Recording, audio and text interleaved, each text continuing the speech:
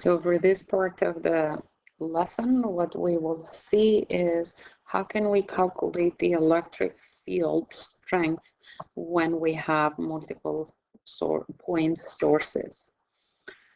Remember what we said on the previous video, that when we have a point source, we place a test charge that is always positive and way smaller in magnitude than the source, and then we see the interaction, and that will define the direction.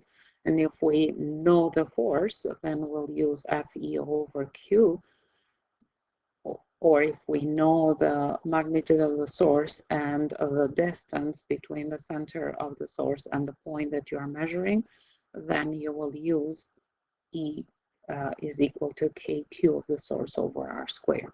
Those formulas are in your formula sheet, and we discussed them in the previous video. If you have any question, refer to that video. What we will see today or now is the how can we calculate the electric field strength when we have more than one point source. Let's start with 2, and then that will explain even when we have multiple point sources. So let's suppose that we have a point source that is here, and it is positive 1. So let's say it's a positive source. Let's say that this is source 1, and the charge of this source is, let's say, 4.80 times 10 to the power of negative 6 coulombs. And from at a certain distance from this source, we have again a positive source that is source 2, and the charge of this source is 8.20 times 10 to the power of negative 6 coulombs. Now what we are doing is we are calculating the electric field strength, which is at a point P, in between those in the line that connect the two centers of the two sources, and it is away from source 1 as 3.20 centimeters, and from source 2 is 4.80 centimeters. So the principle what we use in order to calculate and to figure out what is the magnitude and direction of the electric field strength at point P being under the influence of those two sources will be that is known as the superposition principle. Superposition principle is the same as we have said and talked in the electric force. So we are drawing and figuring out what is the electric field strength at point P as a result of source 1, supposing that source 2 do not exist. And on that case, the free body diagram will be something like this. When we have, imagine that you're placing a test in source test charge in point P, which is always positive, and you are looking at the interaction between the always positive test charge and the source, so that in this case is positive. So always positive and positive will be repulsion. So this will be the electric field as a result of source 1. And then supposing that source 2 do not exist, and then you go, what is the electric field strength that source 2 is exerting, is having at point P, supposing that source 1 do not exist. So now in this case, again, you will imagine that at point P you are placing a test always positive, and then looking for the interaction in order to identify the direction. And the interaction is a repulsion, because even source 2 is positive source. So this will be the free body diagram that you should have. Now the magnitude of them will be calculated with KQ1 over R1 squared and KQ2 over R2 squared, which for the first charge will be 8.99 times 10 to the power of 9, and the first source is 4.80 times 10 to the power of negative 6 over 3.20 times 10 to the power of negative 2 to convert it into meters, the whole thing to the power of 2. And for the second source, you will have again the same K, because K is the Coulomb's constant. So 8.99 times 10 to the power of 9. And the second source is 8.20 times 10 to the power of negative 6 over the distance between the second source and a point P is 4.80. So 4.80 times 10 to the power of negative 2 to convert it into meters, the whole thing to the power of 2. Enter them in your calculator and see if you have the same answer. So what do we have here in terms of the magnitude? Is E1 is 4.21 times 10 to the power of 7, and E2 is 3.20 times 10 to the power of 7. Now, when we are calculating E at point P, is the same as saying that this is as a result of the two vectors that we are adding, E1 plus E2. And since this is a 1D situation, then we can add using positive and negatives. So E at point P will be E1 going east will be positive, so will be positive 4.21 times 10 to the power of 7 newtons per coulombs, plus E2 being in the west direction will be negative as 3.20 times 10 to the power of negative 7 newtons per coulombs.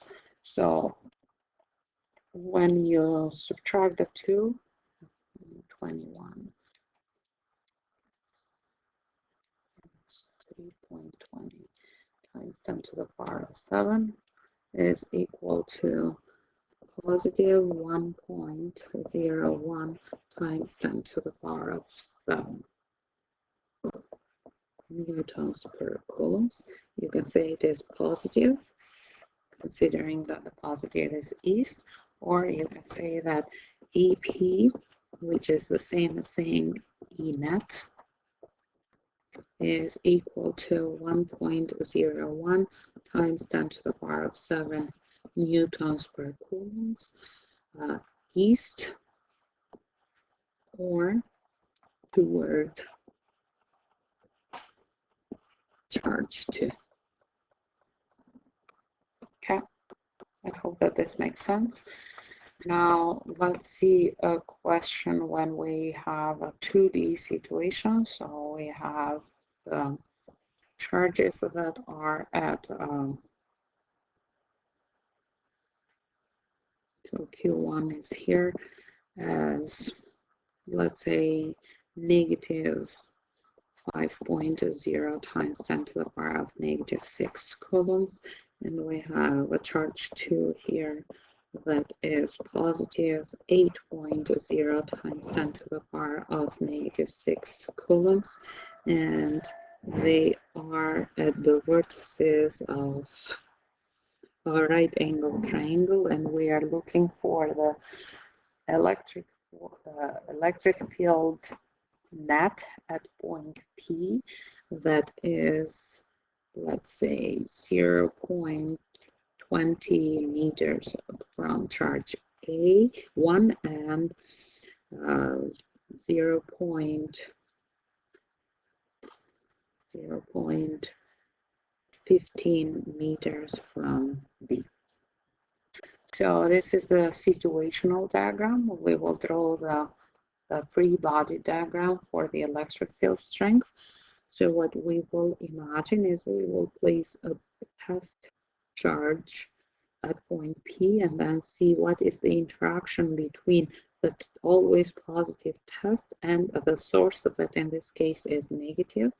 So that will be attraction. This will be electric field as a result of charge 1.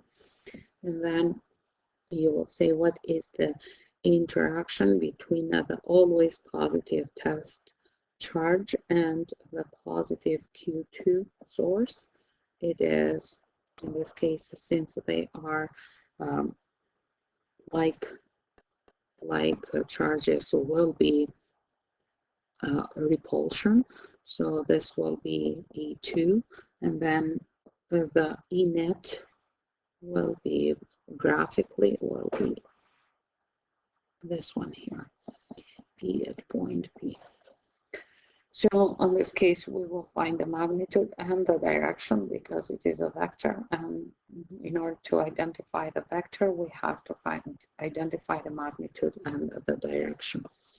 The electric field strength of point 1 will be calculated as KQ1 over R1 squared, and the magnitude of the E2 will be calculated as KQ2 over R squared.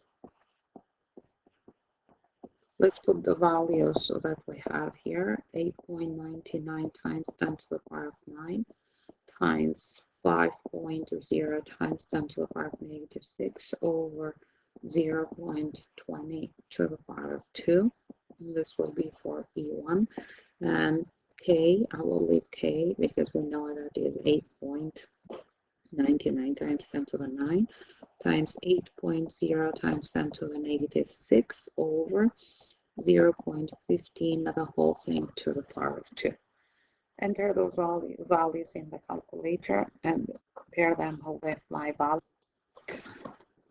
So this is what you should have for the values of E1 and E2. And now in order to find the magnitude and the direction of the electric field strength at point P, we will use components, or you can just go a squared plus b squared is equal to c squared for the magnitude, and then for the direction with the inverse. But let's do the components. So we have horizontal, vertical, E1, E2, and E net or E at point P. So the horizontal component of E1 will be negative 1.12 times 10 to the power of 6, and vertical is 0. For the E2, horizontal is 0 and vertical is 3.20 times 10 to the power of 6. So adding those together, we will have negative 1.12 times 10 to the power of 6 and positive 3.20 times 10 to the power of 6, which means that the magnitude is the square root of 1.12 times 10 to the power of 6 to the power of 2 plus 3.2 times 10 to the power of 6 to the power of 2. And the magnitude is 3.39 times 10 to the power of 6 newtons per coulomb. And angle alpha, whatever angle you prefer, let's say that is angle with west, will be inverse tangent of 3.20 times 10 to the power of 6 over 1.12 times 10 to the power of 6. And in your calculator, please make sure that you are having the correct mode, especially the students that are doing math on the same time. 70.71 degrees. So you can say that the electric field strength at point P will be with a magnitude of 3.39 times 10 to the power of 6 newtons per coulomb at 70.7 degrees, and on this case will be north of west. If you are writing it as west of north, then will be 90 minus, the angle will be 90 minus 70.7 degrees.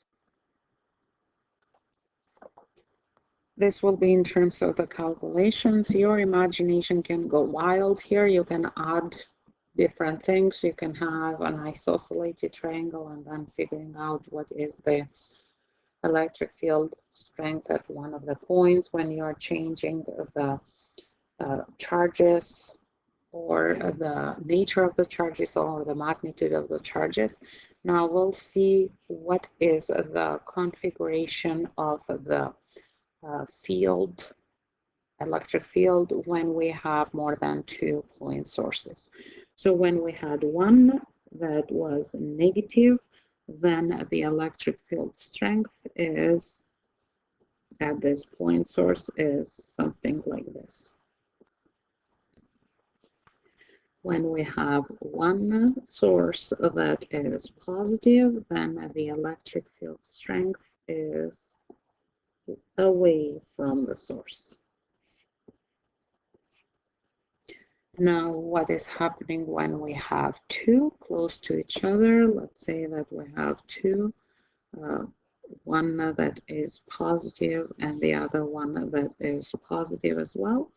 So positive will repel the test. So it will be this one, this one, this one, this one, then away, repelling, repelling, repelling, repelling, and always repelling. When we have field, one thing, field lines never intersect. Okay, they do not intersect between each other. Now, when we have two negative sources, negative, negative, so this will attract and attract.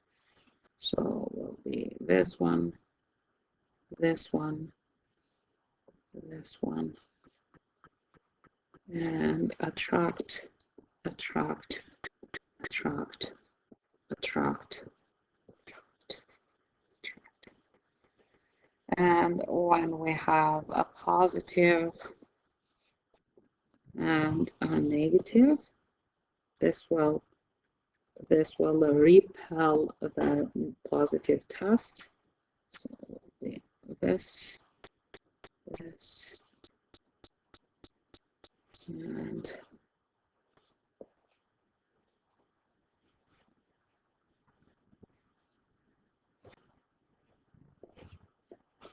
since it is positive, will repel, and since it is negative, will attract.